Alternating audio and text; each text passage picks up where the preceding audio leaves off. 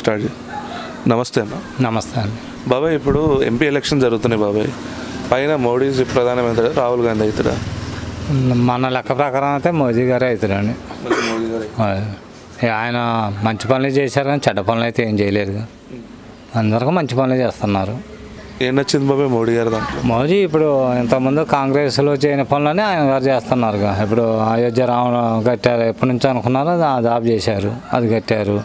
రోడ్లు గీళ్ళు అన్నీ బాగానే చేస్తున్నారు. ఉపాధి హామీ పనులు కూడా బాగానే డబ్బులు ఇస్తున్నారు.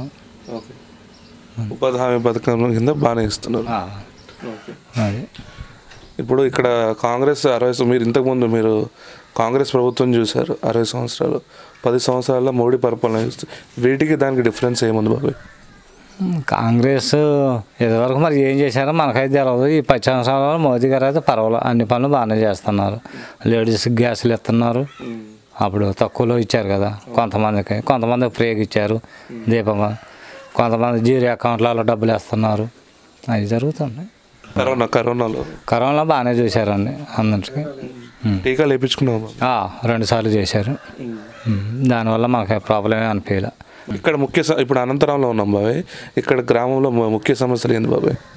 ఊళ్ళో ఏముందంటే ఇక అంతా మామూలే, ఏం చెప్పేది ఏం లేదు.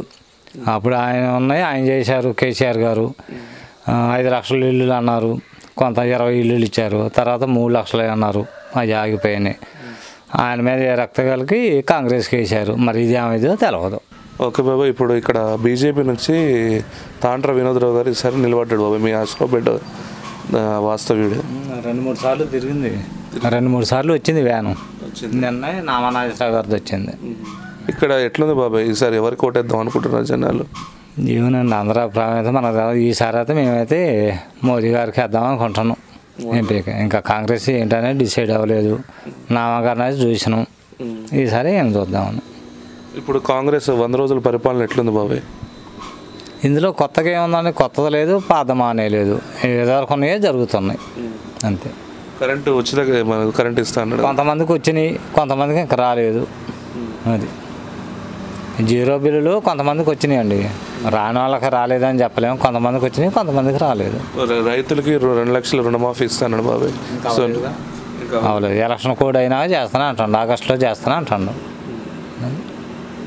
ఈసారి అయితే ఇక్కడ మోడీ గారు వినోద్రావు గారికి వేద్దామని చూడాలి ఎంపీని.